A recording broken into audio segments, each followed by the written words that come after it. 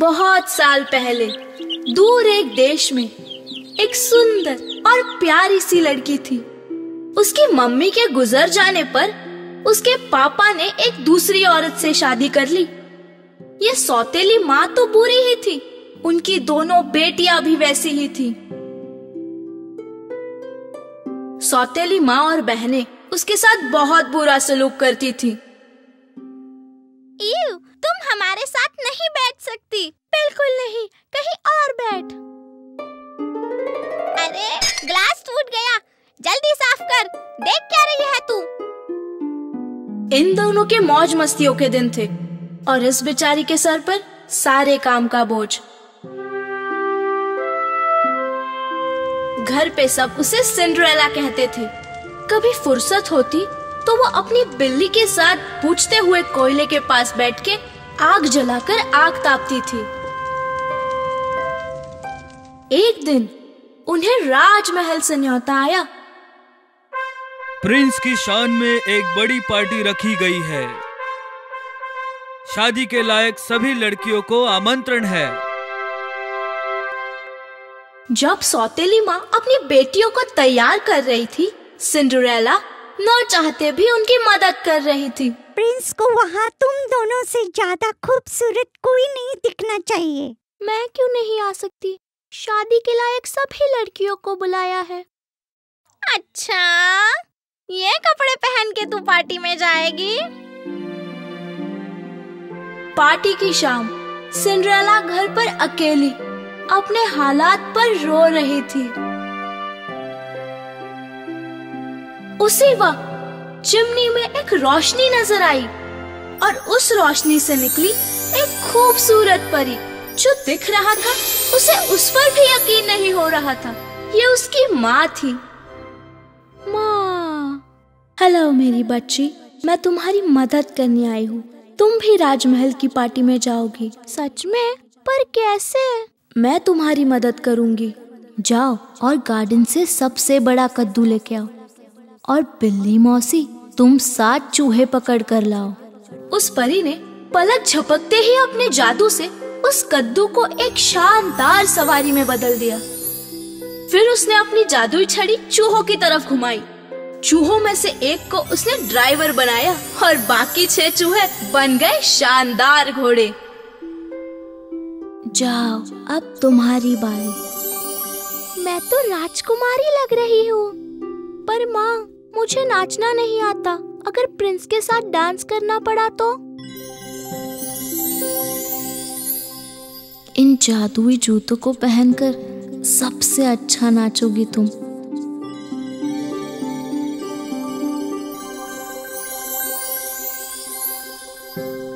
तुम्हें प्रिंस के साथ जरूर नाचना होगा, पर एक बात जरूर याद रखना, ये सारा जादू आधी रात तक ही रहेगा। तुम्हें वहाँ से 12 बजे के पहले ही निकलना होगा।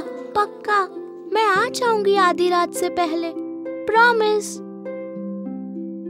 आप मुझे फिर से कब मिलोगे मम्मी?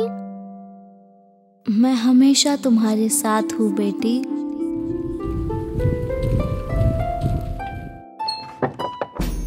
जैसे ही हमारी सिंड्रेला राजमहल पहुँचती है, सबके सब उसे देखकर चकाचौंध रह जाते हैं। दोनों सौतेली बहनें उसे पहचान ही नहीं पाई और प्रिंस, वो तो उसकी सुंदरता पर मर मिटा था। महाराज और महारानी भी उसे चाहने लगे थे। प्रिंसेस हो तो ऐसी। प्रिंस से रहा नहीं गया और वो सिंड्रेला के साथ नाचने लगा। क्या सुंदर नाच रही थी वो। उसके पास वो जूते जो थे। सौतेली माँ और बहनें जलन के मारे धुआं धुआं हो रही थी। सिंड्रेला इतनी खुश थी कि उसे वक्त का होश ही नहीं रहा और वो मम्मी को किया हुआ वादा भूल गई। अचानक उसकी नजर घड़ी पर पड़ी। 12 बजने ही वाले थे। प्रिंस को वही खड़ा छोड़कर वो सीढ़ियों से नीचे भाग गई और भागते हुए उसका एक जूता वही छूट गया। पर अब वो उसे जाके उठा भी नहीं सकती थी।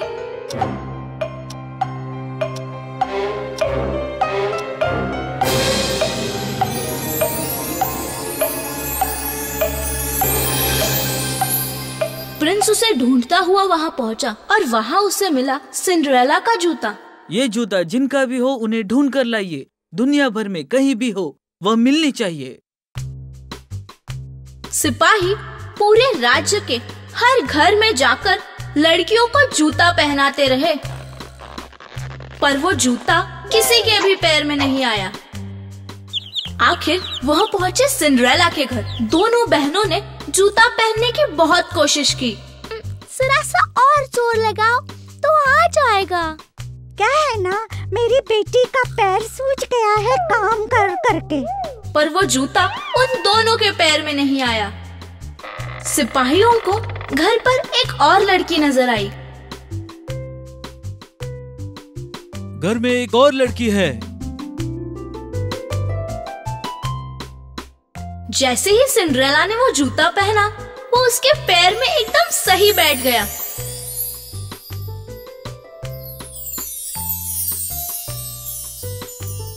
आप हमारे साथ राजमहल चलिए साहिबा, हमारे प्रिंस को आपका इंतजार है। सिपाही सिंड्रेला को राजमहल ले गए। सिंड्रेला के राजमहल पहुंचने पर प्रिंस ने उसे देखते ही पहचान लिया और वो उसे देखकर बहुत खुश था। प्रिंस ने झुककर सिंड्रेला से पूछा, प्रिंसेस, क्या आप मुझसे शादी करेंगी? बिना किसी झिझक के सिंड्रेला ने ये रिश्ता मंजूर कर लिया और वो हमेशा खुशी खुशी साथ रहने लगे।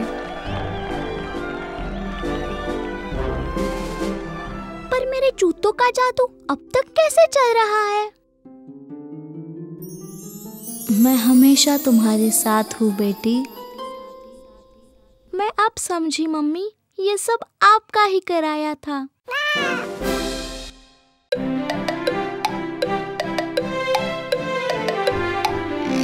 एक खूबसूरत दिन की बात है।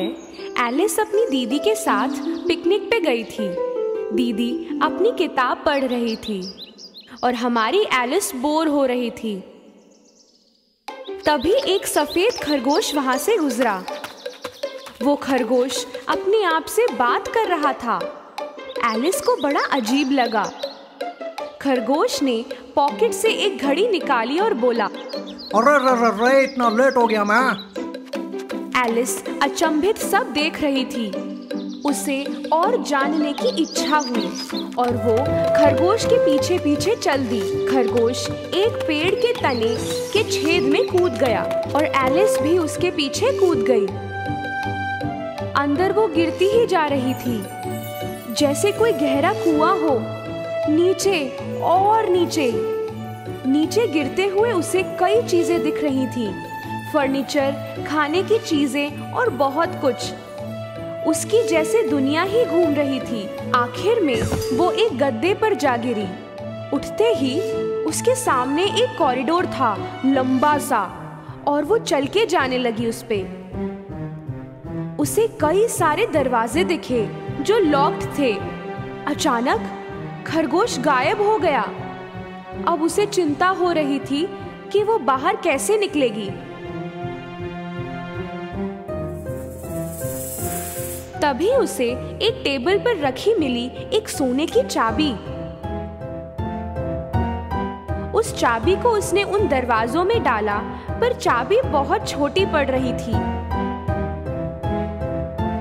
यहाँ वहाँ देखने पर उसे पर्दे के पीछे छुपा हुआ दिखा एक छोटा सा दरवाजा, और उसमें चाबी डालते ही दरवाजा खुल गया।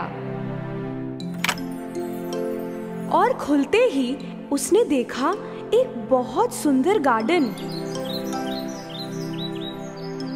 पर एलिस वहां जा नहीं पा रही थी क्योंकि दरवाजा बहुत छोटा था। वो जब वापस अंदर आई, टेबल पे एक बोतल रखी हुई थी जिस पे लिखा था ड्रिंक मी। एलिस गट-गट करके उसे पीती जा रही थी। जितनी वो उस जादुई शरबत को पी रही थी, उतनी ही वो छोटी होती जा रही थी। अब वो इतनी छोटी हो गई थी कि दरवाजे से बाहर निकल सकती थी। पर जब उसने चाबी की तरफ देखा, तब पता लगा कि वो उस तक पहुंच नहीं पाएगी। वो रोने लगी। तभी उस फ्लोर पे एक केक दिखा और उस केक पे लिखा था ईट मी। एलिस ने उस केक से एक टुकड़ा निकाल के खाया। खाते ही वो वापस बड़ी होने लगी। अब वो चाबी तो उठा लेती, पर उस दरवाजे से कैसे निकलेगी? एलिस बड़ी दुखी हो गई। वो फिर से रोने लगी। वो इतनी रोई कि आंसू से नदी जैसी बन गई।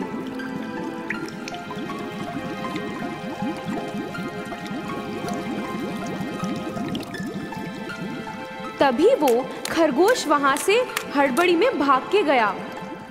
एलिस ने पुकारा, सर सर प्लीज रुकिए, हेल्प मी। पर वो जाता रहा, देखा भी नहीं उसने मुड़ के। पर जाते हुए उसके ग्लव्स और हैंड फैन गिर गए। एलिस ने उसका सामान उठाया और जैसे ही उसने हैंड फैन से हवा की, वो फिर छोटी होने लगी। तभी वो स्लिप होके अपने आंसुओं की नदी में गिर गई। एलिस और कई जानवर भी उसमें बह के निकलने लगे। जब वो बाहर निकले, सब भीग चुके थे। एलिस को फिर से वो खरगोश दिखा। खरगोश को लगा कि एलिस उसकी मेड है। उसने उसे उसके घर जाके उसके ग्लव्स और हैंड फैन लाने को कहा। एलिस जंगल में खरगोश के घर गई। अंदर जाते ही उसे ग्लव्स और हैंड फैन मिल गए। टेबल पे एक बॉटल भी दिखा।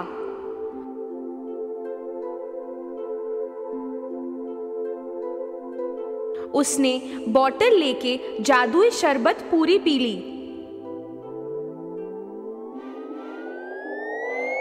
वो इतनी बड़ी हो गई कि घर के अंदर हिल भी नहीं पा रही थी। दूसरी तरफ खरगोश एलिस के लिए वेट कर रहा था। एलिस से डर के जानवर उस घर पर पत्थर फेंकने लगे।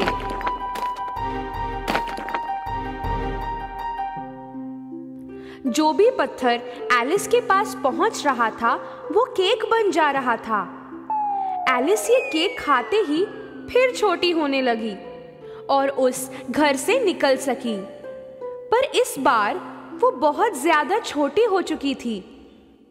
इतनी छोटी कि वो पेड़ पौधों के बीच गुम हो रही थी। वापस नॉर्मल साइज पे कैसे पहुंचे वो? उसे दूर एक पप्पी दिखाई दिया। उसने उसे पुकारने के लिए बुलाया। उसके पास आते ही उसे मालूम पड़ा कि वो कितनी छोटी हो गई थी। वो पपी से कुचले जाने से बाल बाल बची। वो भागती हुई एक मशरूम से जा टकराई। उस पे एक ब्लू कैटरपिलर बैठा था। एलिस ने उसे पूछा कि कैसे नॉर्मल हो सकती हूँ मैं। कैटरपिलर मुस्कुरा के बोला, मशरूम का एक साइड तुम्हें बड़ा कर सकता है और दूसरा साइड छोटा।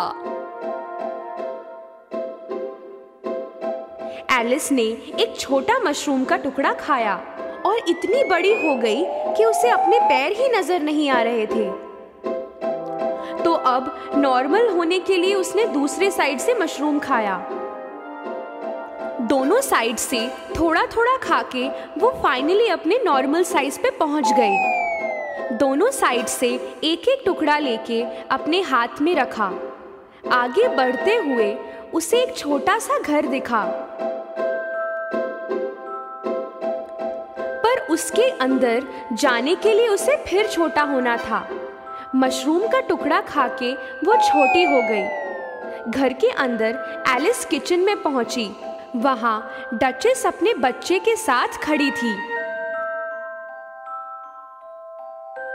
और वहीं एक मोटा बिल्ला भी था। एलिस पे हंस रहा था। एलिस पे पहली बार कोई मुस्कुराता हुआ बिल्ला देखा।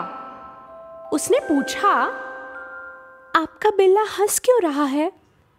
क्योंकि ये चेशर कैट है, डचेस बोली। तभी वो बिल्ला गायब हो गया और डचेस का बच्चा रोने लगा। डचेस ने बच्चा एलिस को दिया। तुम इसे खिलाओ जब तक ये सो ना जाए। मैं क्वीन के साथ क्रॉके खेलने जा रही हूँ। एलिस ने बच्चे को खिलाना शुरू किया। तभी वो बिल्ला वापस से प्रकट हुआ और हंस के बोलने लगा, तुम्हें मैड हैटर और मार्च हेयर को ढूंढना होगा। संभल के, वो पगले है जरा।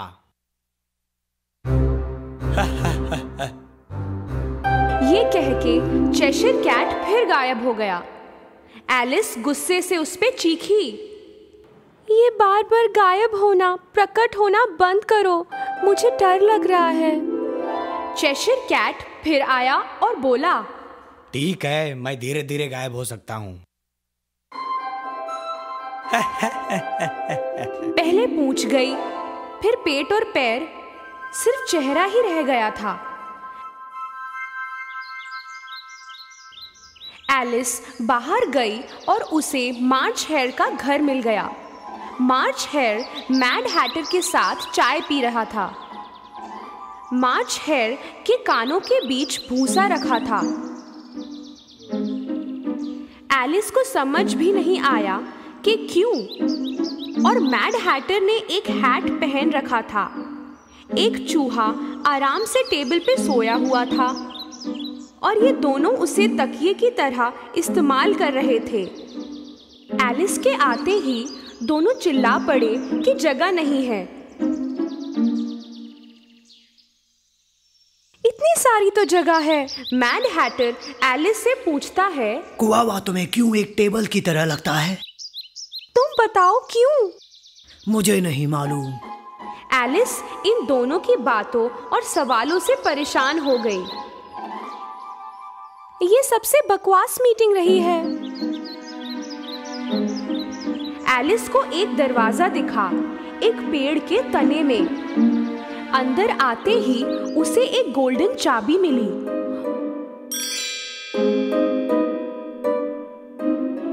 उस चाबी से एक दरवाजा खुला गार्डन का। गार्डन बहुत ही सुंदर था। ये गार्डन था क्वीन ऑफ हार्ट्स का और सारे वाइट रोजेस को रेड पेंट किया जा रहा था।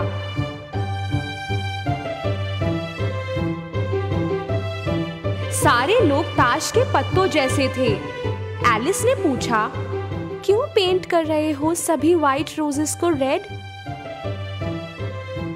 गार्डनर बोला, क्वीन को रेड रोजेस चाहिए थी, पर हमने गलती से व्हाइट रोजेस उगा दी। क्वीन को मालूम पड़ा तो हमारी मौत हो जाएगी। तभी क्वीन ऑफ हार्ट्स वहां आई। उनके सिपाही सारे ताश के पत्तों जैसे थे। पहली बार दिखी इस लड़की को क्वीन ऑफ हार्ट्स ने क्रॉके खेलने को बुलाया। एलिस ने ऐसा क्रॉके फील्ड कभी नहीं देखा था पहले। हेड हॉग्स बॉल बने थे और फ्लैमिंगोज मैलेट्स। गेम के बीच में खिलाड़ी एक दूसरे पर हेज हॉग्स फेंक के लड़ने लगे। इससे क्वीन को बहुत बुरा लगा। वो गुस्से से चिल्लाई, सभी खिलाड़ियों के सर कलम कर दिए जाएं। उन्होंने क्रॉके पार्टी कैंसिल कर दी। तभी एक आवाज आई, कोर्ट में केस शुरू हो गया है। सभी कोर्ट की तरफ गए। क्वीन के किचन से पाए चुराने वाले जैक ऑफ हार्ट्स पर कोर्ट केस था। क्वीन हादसे के समय जैक ऑफ हार्ट्स को नहीं पकड़ पाई थी, तो सजा कैसे देती? जैक ऑफ हार्ट्स को बंदी बना के रखा गया था।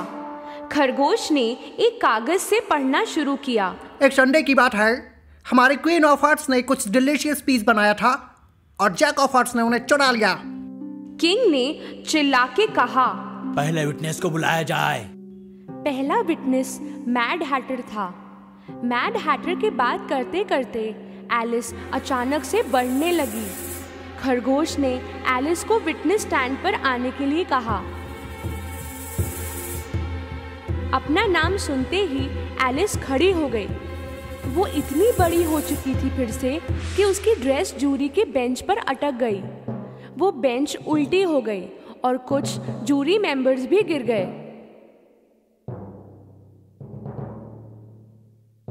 क्वीन ने एलिस को सब कुछ बताने को कहा, पर मुझे कुछ नहीं पता, एलिस बोली। क्वीन चिल्लाई, नहीं पता?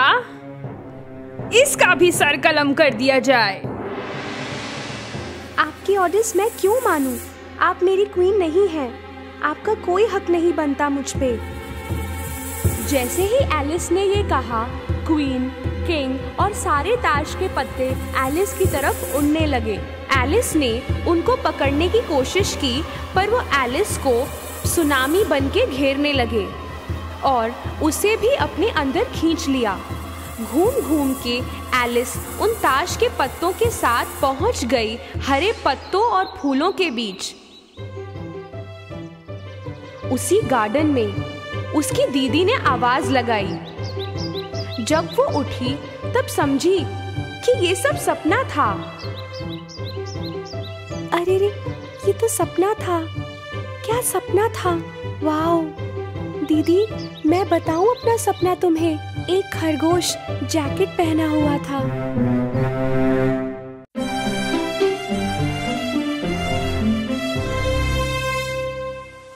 एक समय की बात है, एक बहुत अमीर आदमी था। उनकी 3 बेटियां थीं। उसमें से 2 बहुत ही लालची और मतलबी थीं, पर उनकी तीसरी बेटी के दिल में ढेर सारा प्यार था।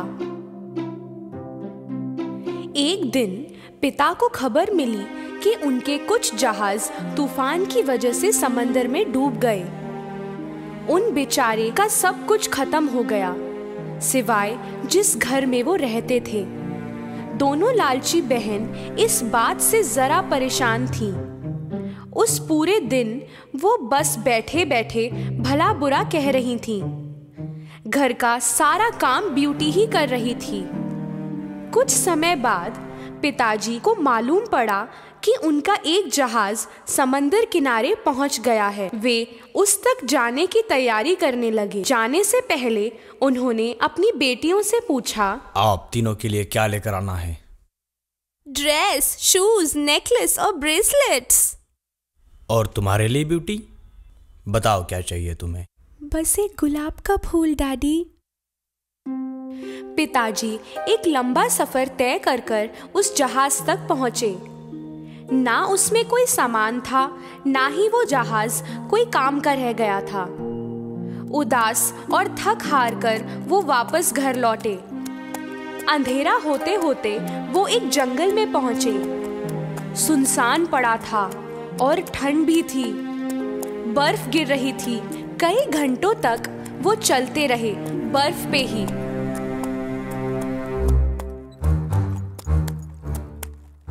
आखिर एक जगह उन्हें एक कैसल दिखा जिसमें लाइटें जल रही थीं। वे मदद की उम्मीद में अंदर गए। कुछ अजीब था वो कैसल। सभी तरफ लाइटें ही जल रही थीं। डाइनिंग टेबल पर खाना भी लगा हुआ था और चिमनी भी जल रही थी, मगर इंसान एक भी नजर नहीं आ रहा था। उन्होंने पुकार भी लगाई, पर कोई जवाब नहीं मिला। कब तक रुकते? भूख जो लगी थी। उन्होंने खाना खाया और फिर एक सुंदर से बेड पे सो गए।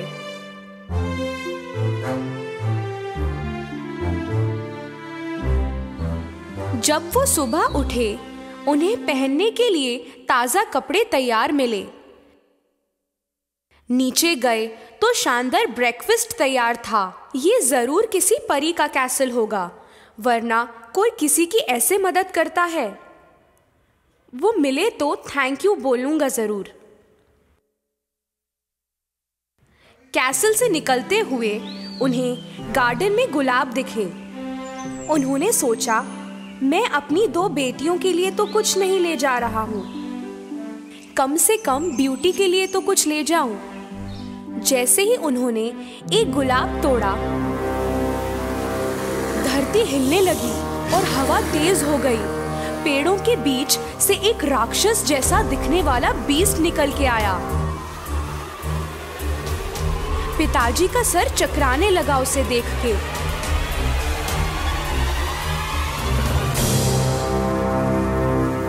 मैंने तुम्हें खाना दिया, रहने के लिए जगह दी, कपड़े दिए, और तुम मेरा गुलाब तोड़ते हो? क्या यही शराफत है तुम्हारी? पिताजी उनसे सॉरी कहते रहे और बताया कि वो एक गुलाब अपनी बेटी के लिए ले जाना चाहते थे। तुम्हारे किए के लिए सजा मिलेगी जरूर, मुझे माफ कर दीजिए। मैं तुम्हें एक शर्त पर माफ कर सकता हूँ। तुम्हारी 3 बेटियां हैं, अगर उनमें से एक यहाँ मेरे साथ रहने लगे तो मैं तुम्हें जिंदा छोड़ दूंगा। बताओ मुझे, तुम क्या करना चाहते हो?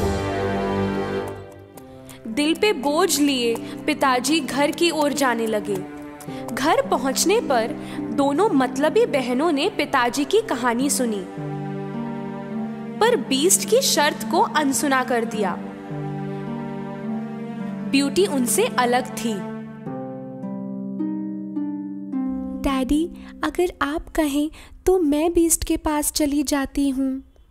दोनों मतलबी बहन खुश हो गए, क्योंकि उन्हें लगता था कि सारी गलती वैसे भी ब्यूटी की ही थी। उदास और मजबूर पिताजी ब्यूटी को लेके कैसल के लिए निकले।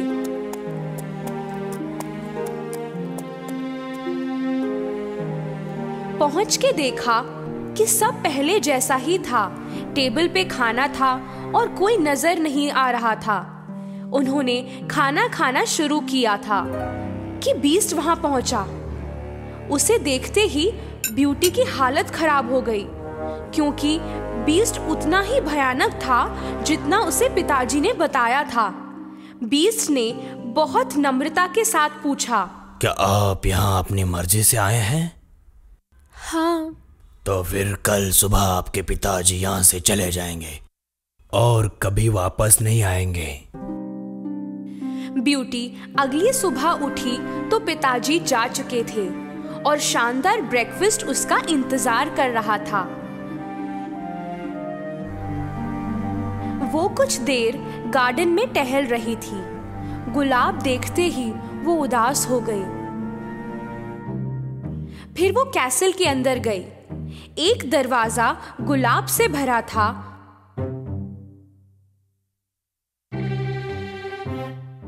उसे समझ नहीं आया, वो उसके अंदर गई। बहुत सुंदर तरीके से उस रूम को सजाया गया था।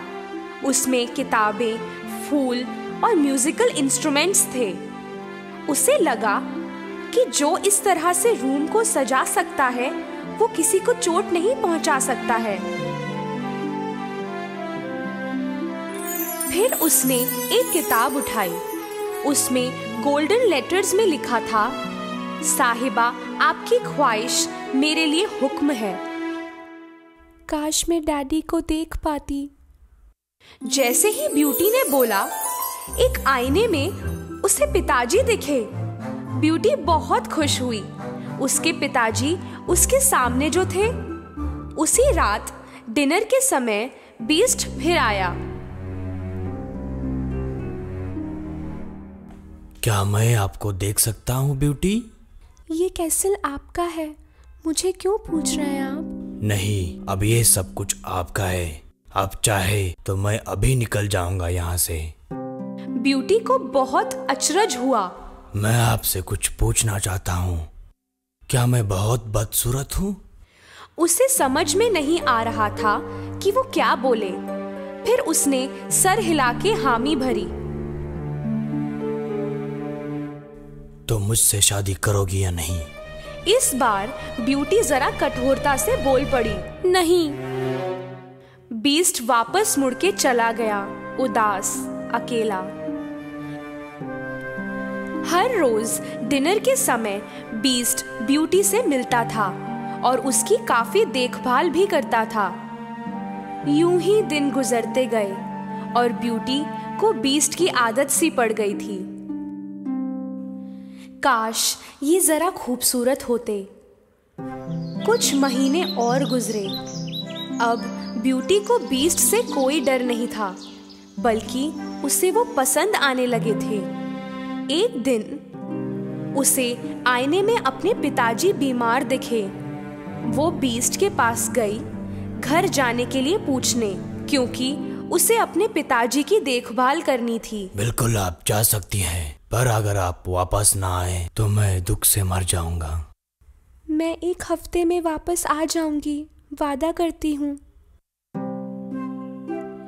बीस्ट ने ब्यूटी को एक अंगूठी दी। उसे अगर वो सोते समय निकाल दे, वो उठेगी सीधा कैसल के अंदर। अगली सुबह वो अपने पिताजी के घर पे थी, अपने पुराने बेड पे जगी। वो अपने डैडी को देखकर बहुत खुश हुई और उसके डैडी की आधी बीमारी भाग गई उससे मिलके। दोपहर को ब्यूटी की बहनें, जिनकी अब शादी हो चुकी थी, पिताजी से मिलने आई।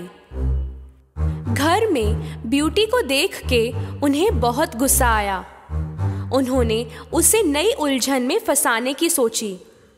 उसे यहाँ 1 हफ्ता और ठहरा लेते हैं। बीस्ट गुस्से में आएगा और उसे मार डालेगा। दोनों बहनें ब्यूटी के पास जाके रोने लगे और कहा कि उन्हें अलग अलग नहीं रहना है। ब्यूटी ने फैसला कर लिया कि और हफ्ता वही रहेगी। कुछ दिनों में ही ब्यूटी को बीस्ट की याद आने लगी। एक रात सपने में उसने बीस्ट को अपने गार्डन में बेजान सा पड़ा हुआ देखा। वो एकदम से घबरा के उठी। मैं कितनी मतलबी बन रही हूँ।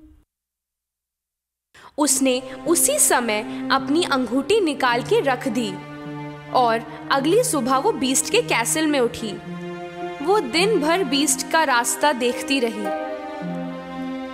पर उसकी कोई खबर नहीं थी। घंटों परेशान रही, पर बीस्ट की कोई खबर नहीं थी।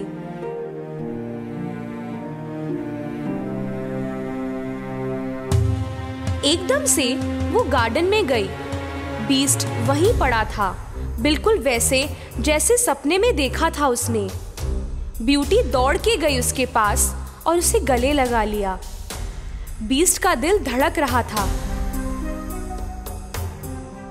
उसने बड़ी मुश्किल से आंखें खोली और कुछ कहा।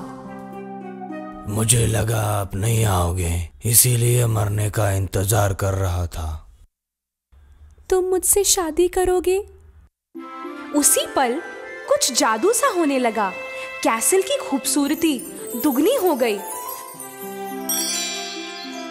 ब्यूटी ने चमकती आंखों से चारों ओर देखा और फिर जब बीस्ट की तरफ पलटती वो, तो वहां एक जवान और सुंदर राजकुमार था।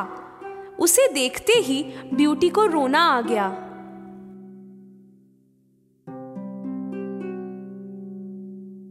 आप कौन हैं?